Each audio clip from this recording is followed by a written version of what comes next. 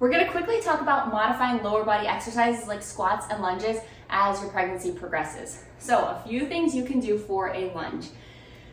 First thing is going to be how far you step back. And we want to keep in mind that the further we step back and kind of open and get into this weird position, the more stress and strain it's gonna put on a pelvis that has hormones that are already making it more lax and more prone to discomfort, right? So we want to keep in mind here, keep the hips square next to each other.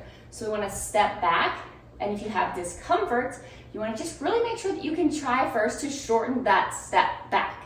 So that can make a huge difference when you're trying to overstep back and causing issues, or you're stepping back at an appropriate distance where you can keep the hips square and really stay more comfortable. The next thing with a lunge is if it really is just too much. If you've adjusted your weight, you've adjusted how far you're stepping back.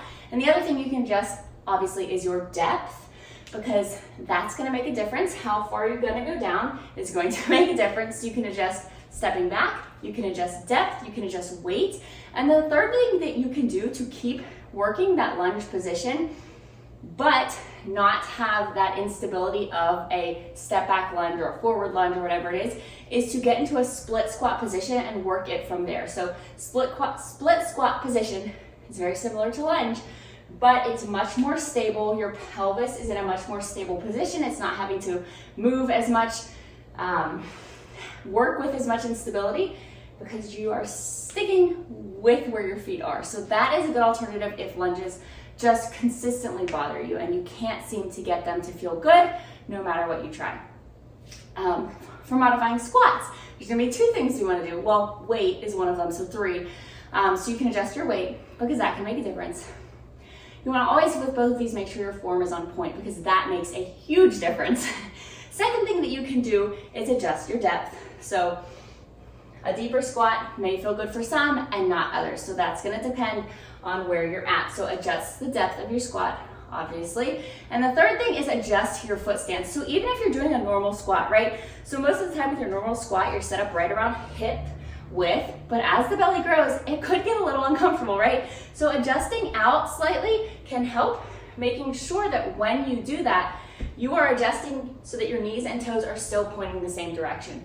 So as you adjust slightly wider than hips, you may need to turn toes out slightly so that they track the same direction as the knees. And that's super important to remember when adjusting with a squat.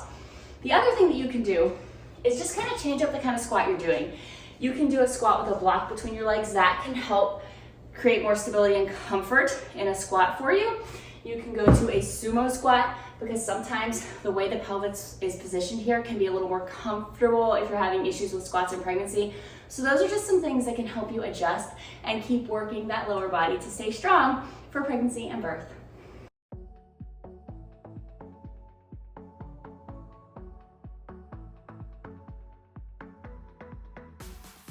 With a nice warm up just to get everything ready to move. And the first thing we're going to start with here is our breath. So we're going to sit nice and lengthened. We're going to use that optimal breath. Inhale that air down. So focus on inhaling deep, gently expanding 360 around the torso and that pelvic floor. Exhale is nice and natural right now. So nice inhales. You can put a hand on the rib, the low belly.